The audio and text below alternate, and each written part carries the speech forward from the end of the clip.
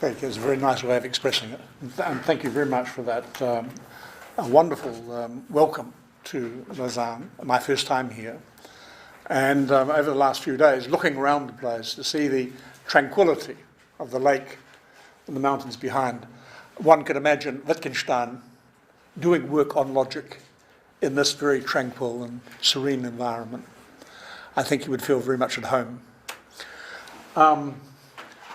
I must say I'm delighted to belong to an intercultural and interlinguistic group to do a workshop. The notion of the workshop is a very contemporary pedagogical form, one of the few that I can think of that really has been added to that long enduring stability, cultural stability of the lecture and the seminar. So we say workshop and workshopping. It's an interesting one to reflect on. I understand the work part of it, but not the shopping part of it. But let's see how we go on this. I wrote a paper specifically for this event and managed to complete it in time so that people could read it in advance. And I'd say when we're doing workshopping, part of the practice here is a whole lot of thinking that goes on in the writing of it, and then the distribution of it and the reading of it. Already, when one begins to reflect on the process of the workshop, it is a mixture of a kind of individual composition. Mostly some ideas that we might present in the form of an argument, but really only kind of a draft or set of notes, really, because you expect questioning from people who are going to help you refine those ideas in the collective process of reflexivity and so on. So when I came to think about what I might present to this audience, I wanted to focus on a little known aspect of Wittgenstein's experience as a teacher, that he did in fact spend some 6 years as a teacher and trained as a teacher in 1919 when he came back from the First World War, as everybody knows. And in fact, I'm really not going to say anything new here. I mean, I think Wittgenstein is echoing in my brain, saying you'll be talking about assembling reminders, because his biography is so well known. How can we assemble it differently to provide an argument that hasn't been made before? So I'm trying to focus on his trial. He went as a teacher. He was involved in a number of schools, mountain schools, where he taught in the photograph that you have gracing the poster here. Some 30 students at these mountain schools. He really didn't have a very successful experience, and he shifted schools several times.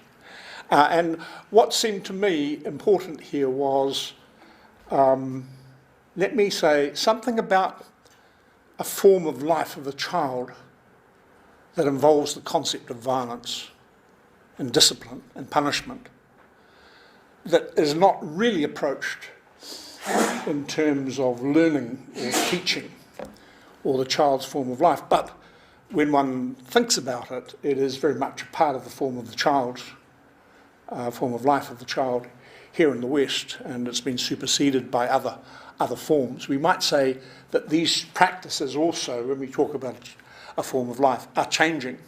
There has been some considerable change since the introduction of a legal code in the 1920s in Austria as a basis for school discipline and punishment, through the vehicle of children's rights, to recognise that that kind of violence really is counterproductive psychologically, and really has nothing to do with learning, although it has been used. We're only at a very early stage of this procedure. So I wanted to focus on Wittgenstein's trial.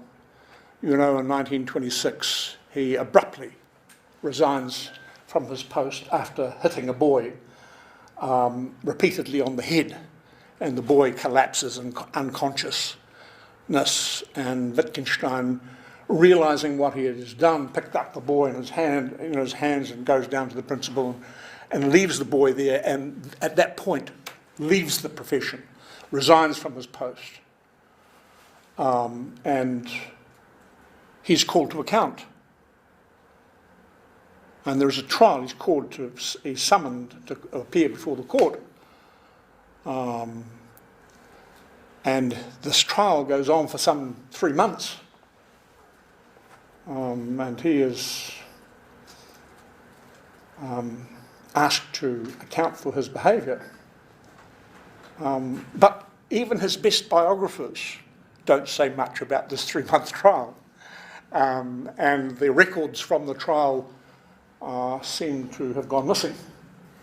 And there is some speculation on the part of War, the biographer of the Wittgenstein family, that some cover-up, some hushing up, and even buying off of the results of that trial took place.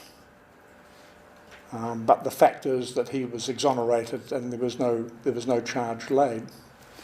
So hence the title, Wittgenstein's Trials, because I want to see this in 2 ways. On the first, let me say, if I was seeing it as a picture, I would say, firstly, on this side here of the picture is the experience of teaching that we can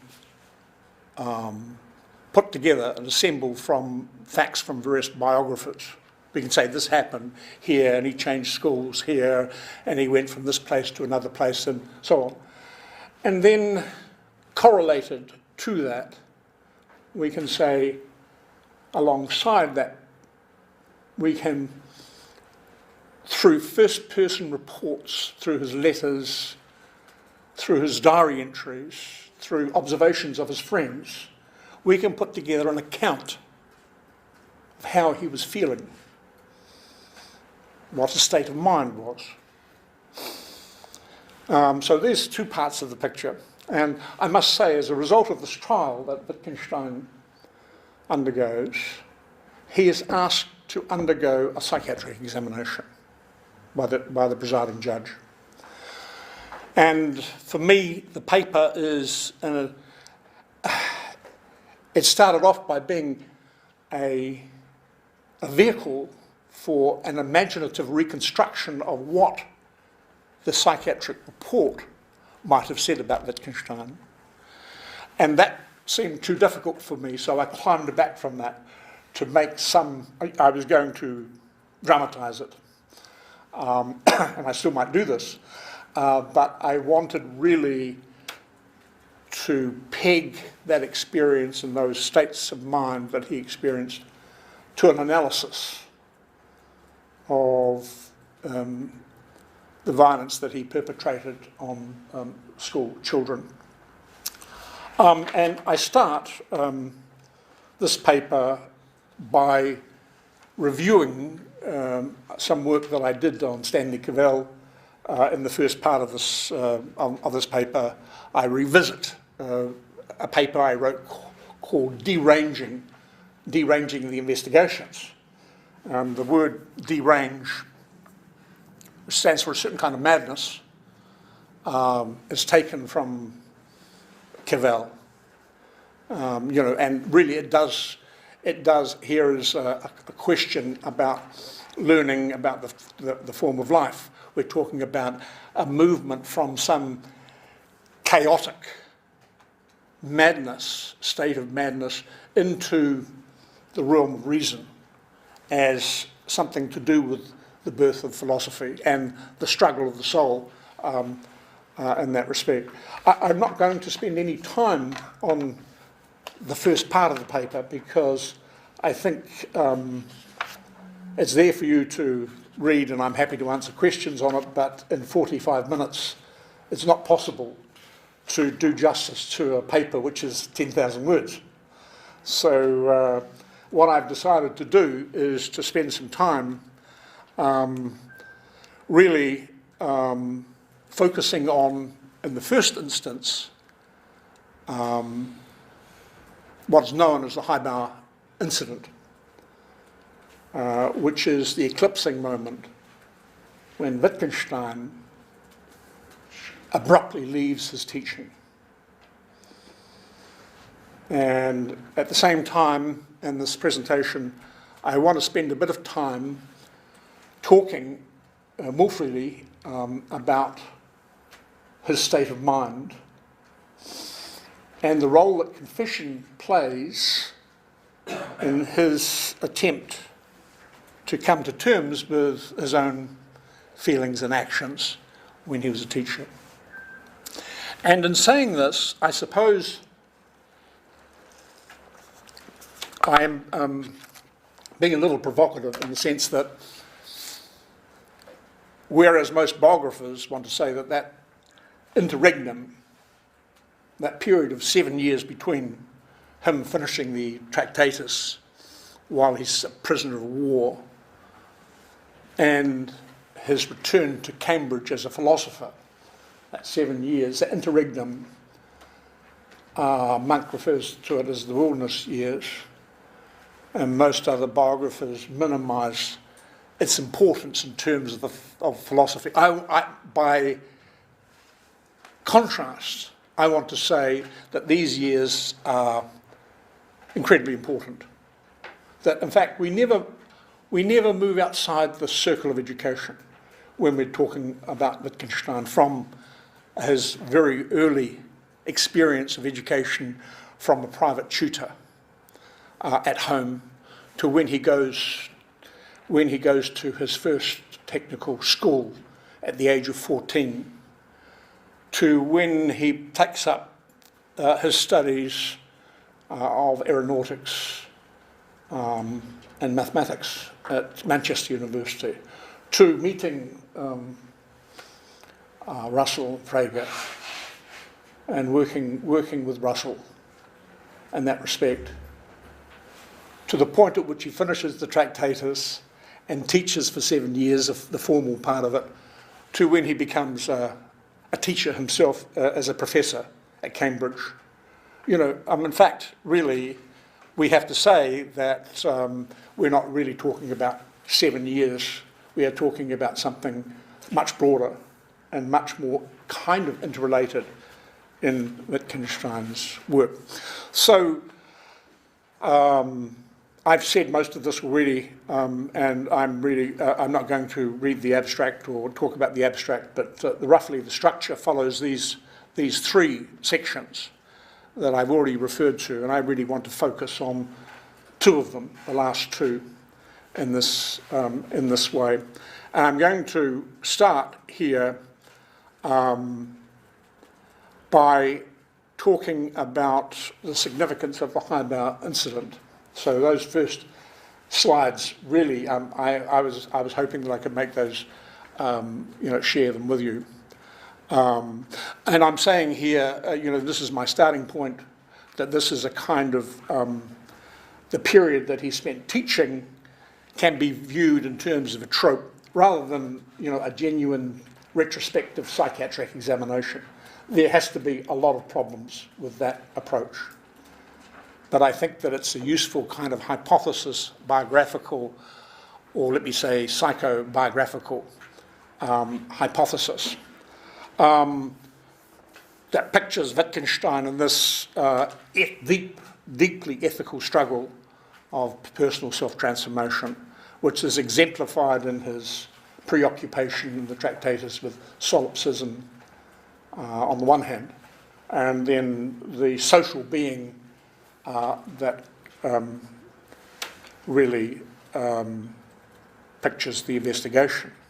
And I want to approach it this way because I think the historicist approach is to also relativise Wittgenstein's teaching experience of rural village children You know,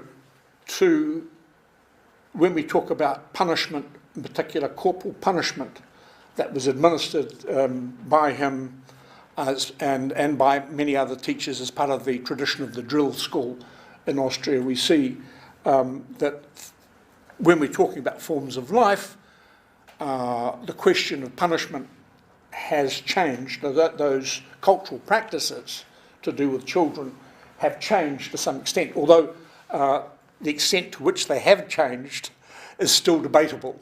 You know, let me say, in the United States, I think in 1976 there were 27 states that had banished corporal punishment, but many states in the South have not abolished corporal punishment. And in the Western world there is this very gradual movement to the abolition of corporal punishment and discipline. But it's a very messy process, and it's taken a very, very long time. So from the 1920s, when the first legal code was introduced under the Glöckel reforms in Austria, we are still in a process of this development of children's rights and the abolition of what is now seen as a form of child abuse by those people who carry the mantle of children's rights. And particularly when we talk about, let me say, as I do in the first part of the paper, the figure of the black child in the United States, right? We see the extent to which corporal punishment still exists in disproportionate manner for black children in the South of the US. And black teachers themselves make some very interesting historical remarks about that process. So I think one of the interesting things to me is how he decides on the vocation of becoming an elementary school teacher. Really, we hear from his accounts, in particular from Parach here, who himself is a teacher, an Italian, an Italian prisoner of war who becomes associated with Wittgenstein and provides some biographical fragments about him. He talks about it. Here's a quotation from Parach, who's written this book about him in Italian. I must say, this is a translation by somebody. He says, "I was already a school teacher, and he confided in me that he also wanted to become a teacher." Well, he wanted to become a priest, but the training for priesthood was too long and too involved.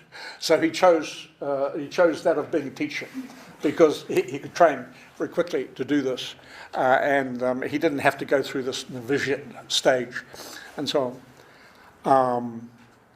He said, obviously, he believed that with his Tractatus, he had brought the philosophical task to an end, and now he should think more about looking for a profession that suited him intellectually and morally. In reality, he told me, I should have preferred to become a priest, but also as a teacher, I shall read the gospel together with the children. So you have this deeply held set of spiritual beliefs in his need to impart some purity, spiritual purity to others. And of course, he's extremely, he's been carrying around Tolstoy's the Gospels in brief during the war years, claiming that it kept him virtually alive. And he has a kind of, this very kind of romantic view of what it would be like to be a teacher in this way. I think I've made this point here, that we're not just talking, when we talk about him as a pedagogical philosopher, we're talking about not just these 6 years that he spent as a teacher of rural children in Austria and the mountain areas. It's much broader than this, and I think one can see this in his thinking. So let's get the facts together very quickly. I probably need, Pierre, some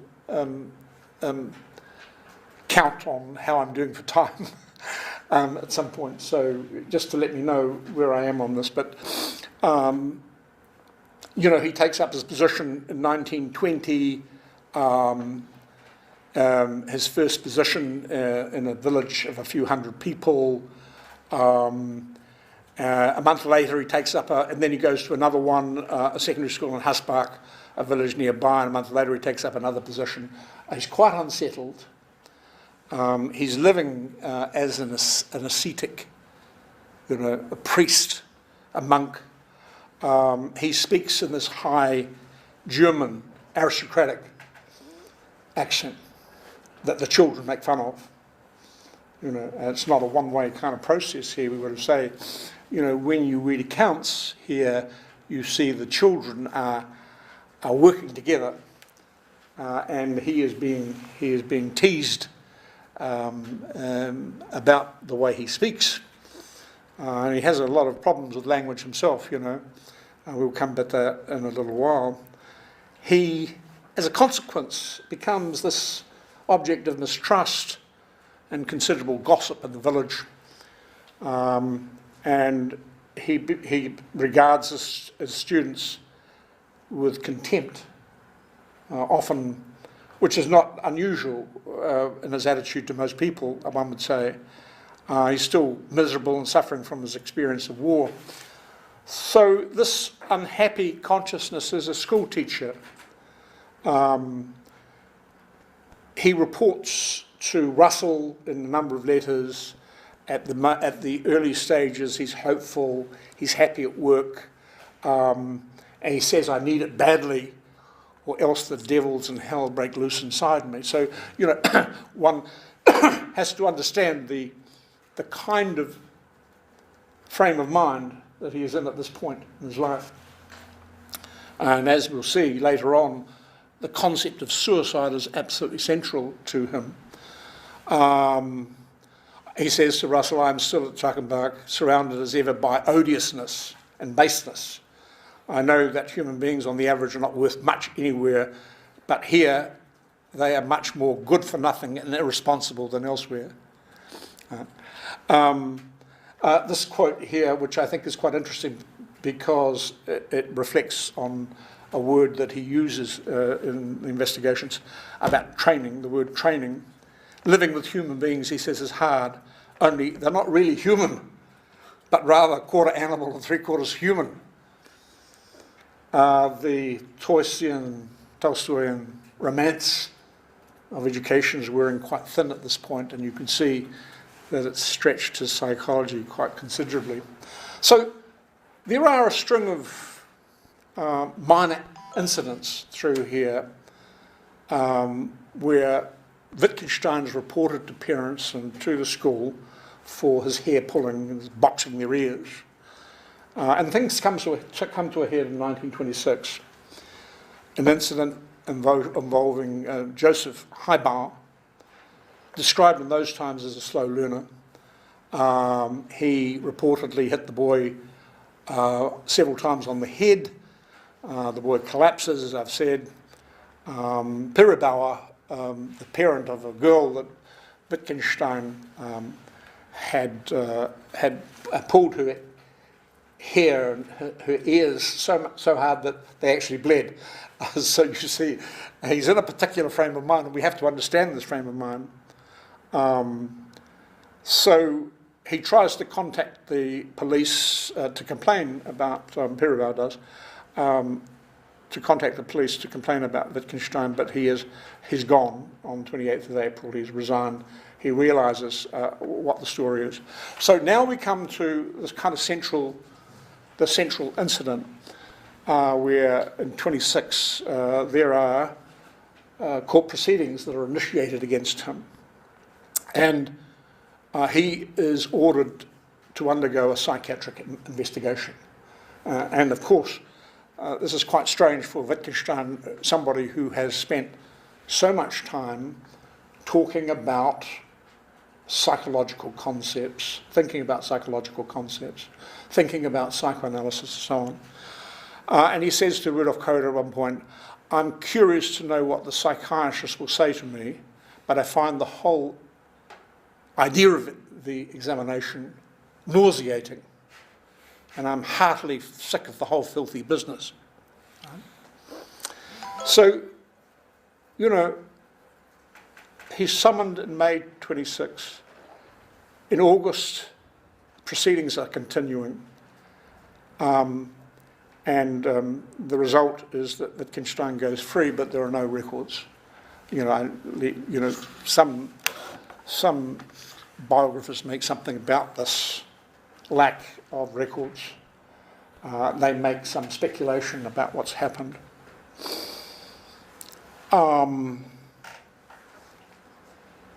So I mentioned this already here, for one who is well known for talking about the barrenness of psychology per se as an approach to understanding so-called inner states. We can see that Wittgenstein, to attempt some kind of psychiatric examination of him is a problematic kind of condition, to say the least. But here I've attempted to bring together what I consider to be some of the elements that a psychiatrist at that particular time in Wittgenstein's biography might have said about him. First of all, let's talk about speech and language for Wittgenstein, because he does not speak until well after he's 4 years old.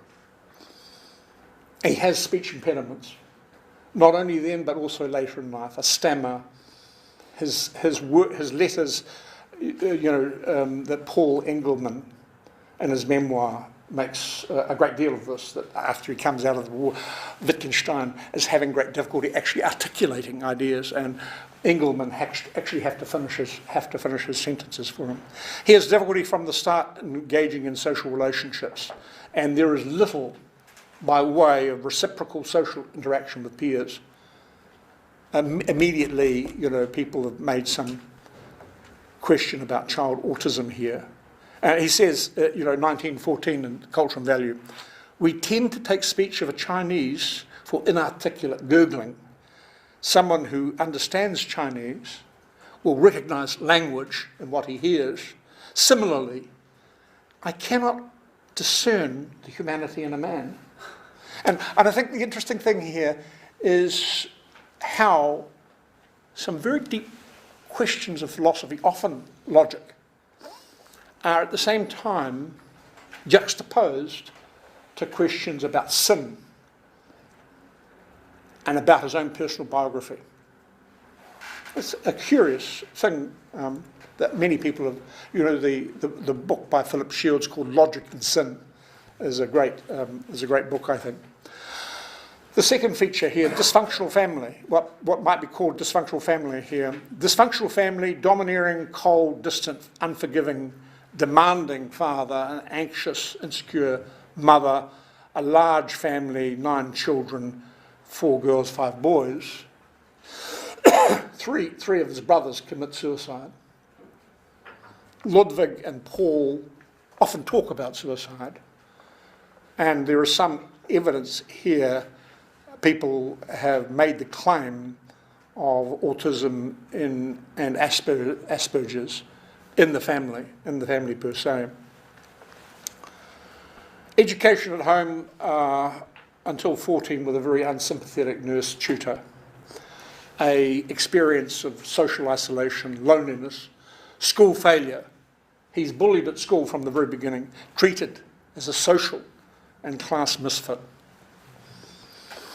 So here's what I call the double identity crisis for Wittgenstein at this point. The first is, I've called it Jewish self-denial. We might say Jewish self-hatred. The literature now is voluminous. There's a huge amount of literature on this point. But growing up with a double identity crisis on Jewish and sexual identity, baptised and brought up as a Catholic, aware of his own family origins, but forced to lie about them on occasion, he describes himself in terms of the mere reproductiveness of Jewish thinkers, hugely influenced by 2 characters, Karl Kraus, the journalist, and also Otto Weininger. And I want to talk about Otto Weininger later on, but these 2 are both Jews, are both known in the literature for their own Jewish self-loathing. And Wittgenstein is very much influenced by these two characters.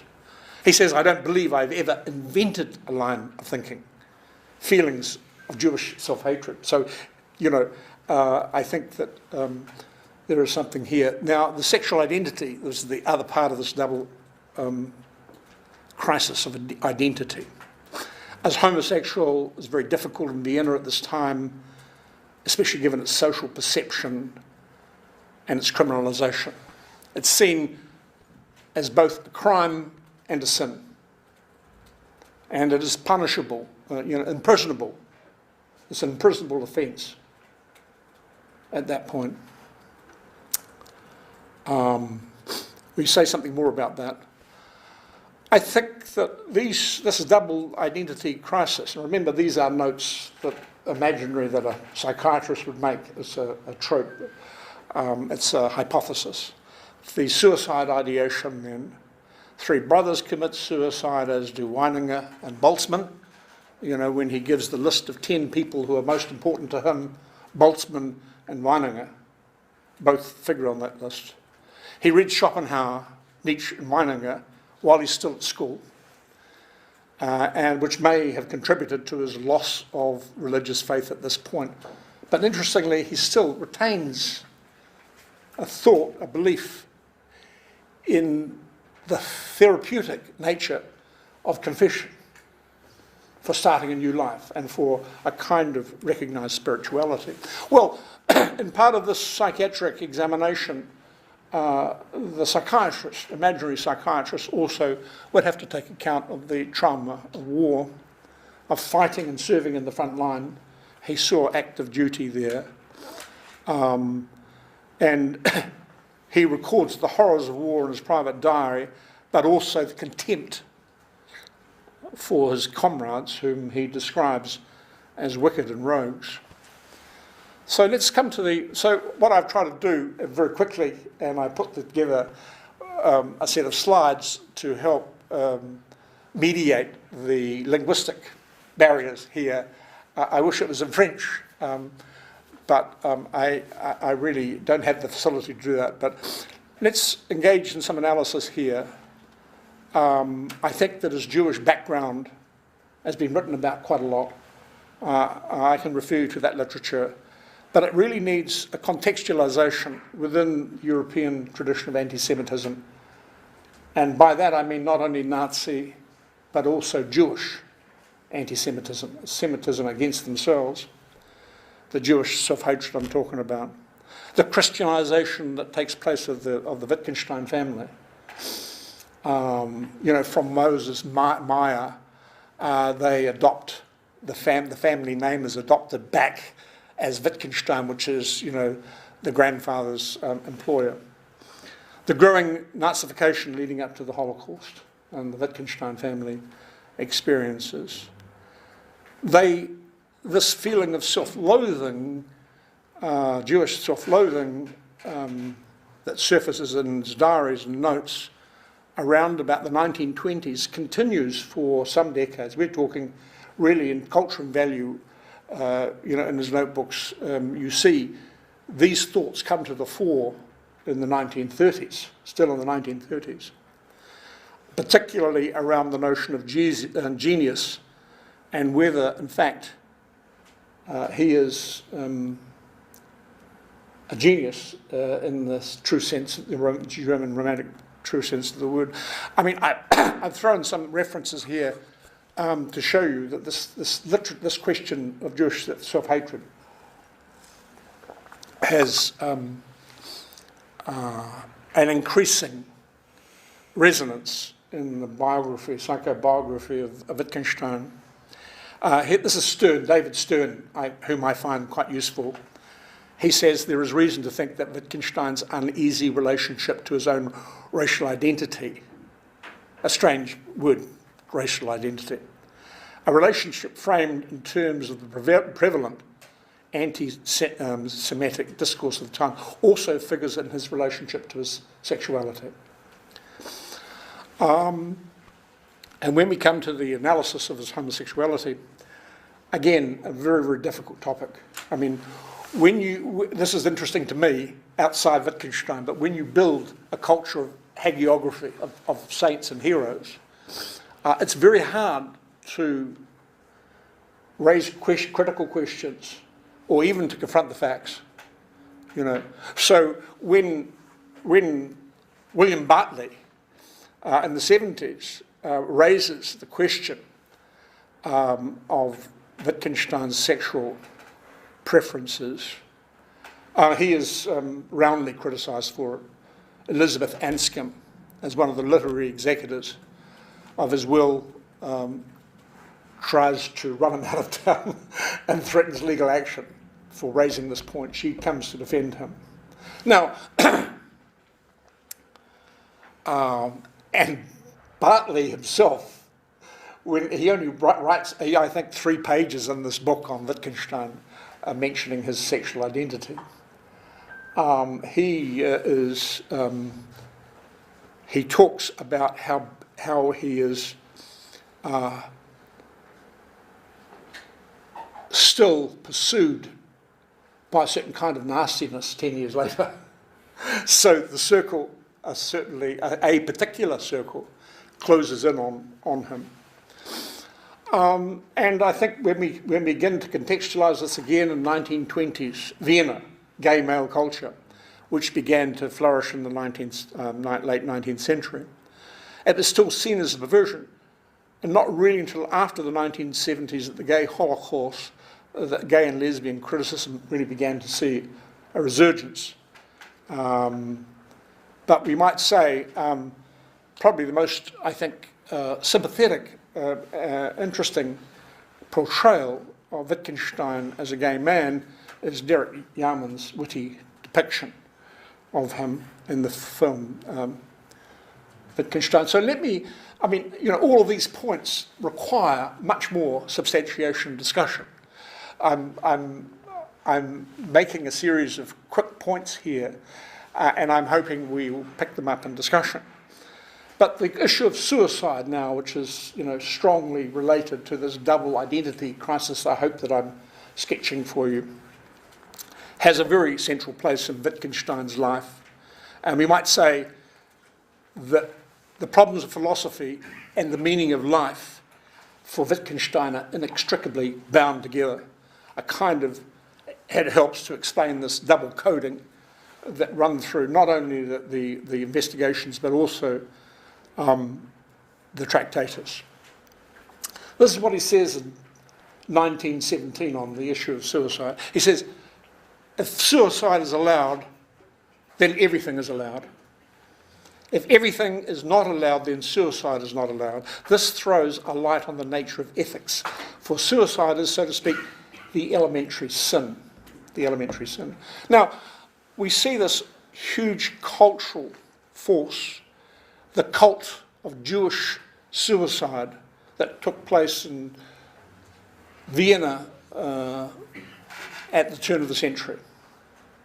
Boltzmann, Meininger, his 3 brothers. The question is, why does Wittgenstein, under these circumstances, not take his own life? This is a very interesting question. He says again, this is the suicidal ideation, I feel like completely emptying myself again. I have a most miserable time lately. Of course, only as a result of my own baseness and rottenness. I have continually thought of taking my own life, and the idea still haunts me. And he says, I have sunk to my lowest point. That's in May 1920. And here's another quote. I'm not going to read this one, but it's just a similar again, 1920, about the concept of suicide. And yet, he sees this as suicide as an offence against God. He holds on to this concept. And that he must, for want of becoming a better person, be able to work through these issues. I think the most telling aspect of any psychiatric report is that to do with his putative child autism. Cavell calls psychoanalysis philosophy's other and is prepared to countenance its use of individual case studies against the generality of philosophy. But what does this imply for psychiatry? Well, we know Wittgenstein's views on psychoanalysis, on psychiatry and the scientific basis. We know that he would want to question the foundations of that discipline.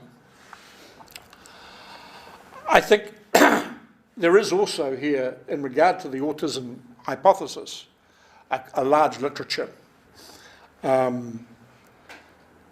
Whether true or not, it provides a useful discourse about the autistic child as precisely that child that does not learn language easily. Perhaps the child who doubts too much to learn in uncertainty, or who goes against the rule in the philosophical investigations. He's not properly socialised, reluctant to speak, withdrawn, distant, unable to engage in reciprocal social interaction or imaginative play with others. The concept of play here is something I want to return to, because Sprachenspiel in German could mean language game, equally it could mean language play. And it seems to me the notion of play here is quite a useful way of looking at it. If we accept Wittgenstein's alleged childhood autism as a hypothesis, it goes some way to explaining his behaviour, his antisocial behaviour, his lack of empathy for others. It takes a lot to knock a kid out, I mentioned. His social awkwardness, his inability to return love and affection, and his famous inability to make small talk. So Wittgenstein's own child biography and his experience as a child putatively suffering autism provides the best philosophical antidote, in my view, to the romanticism that accompanies the philosophical figure of the child. And his own social isolation, as Kennedy says, is solipsism, may also explain why he became such interested in such philosophical topics in the child learning his language, his own language. And his experience as a child who suffers autism is ironically the very case that provides the counterfactual, the counter-argument in cases of language learning. Even although Wittgenstein does not use child autism as a limit case in language learning, it's not surprising, the term wasn't coined until 1943, right? And Buehler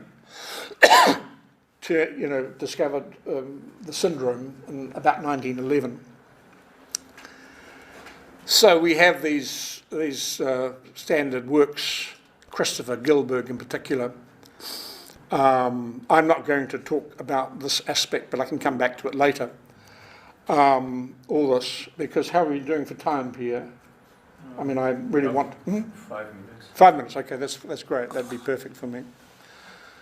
It's helpful, I think, this diagnosis and this imaginary, the contents of an imaginary psychiatric examination of Wittgenstein during this period of 7 years, to explaining Wittgenstein's difficulties with social relationships, his contempt for others, his loneliness, his need for long periods of social isolation, and perhaps even his philosophical interest in solipsism, his solipsistic phase, and solipsism as a kind of philosophical disease that he talks about. It provides, I think, a counter to the figure of the child and a failed case of a child who does not learn language and is not well integrated into the community, into the form of life, or into the language game. The autistic child then becomes the limit case and the exception that de-romanticizes the figure of the child by focusing on when things go wrong and the disastrous psychological consequences when things go wrong with socialization, growing up and learning a language. So let's reflect on this. It's quite a lot to present in one session. in a series of slides. But, you know, Wittgenstein went to trial in 1926. Some say he lied to the principal about the school and the court about the severity of the punishments he administered to those village children as care. And during this period he suffered suicide ideation, endless torments about himself and his character. And he engaged in considerable violence against children, in some instances treating and training them like animals in order for them to learn and become better people, which is also the project of character, you know, and the ethical self-transformation that he was going through himself. Irrespective of his motivations, I say it's very unlikely anyone in such a state of mind would be knowingly put in charge of children today. And I make that comment, but somewhat flippantly, because I trained as a teacher myself and I taught for seven years, and it wasn't too long ago. But I do remember occasions when I saw one dreadful occasion where I had to stop a principal from thrashing this kid, you know, with a cane. And I had, you know, as a young teacher, trainee teacher, I had to go up and say to him, stop. I had to stop this man because he was out of control, you know, out of control. It still happens. It happens in the South. It happens in the Western world. It happens a great deal. So the cultural relativity of school discipline and punishment tends to undermine the figurality, this generality, I think. Once kids at school were beaten if they didn't learn, today increasingly corporal punishment in our form of life is forbidden on the understanding that physical violence towards children is inexcusable and tends to interfere with their learning.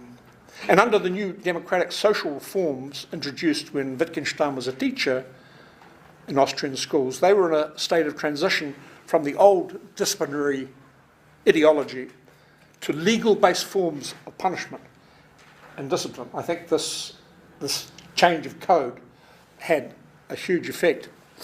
So 10 years after the Highbar incident and the court trial, Wittgenstein returns to Atterthal to personally apologise to the children that he had physically hurt.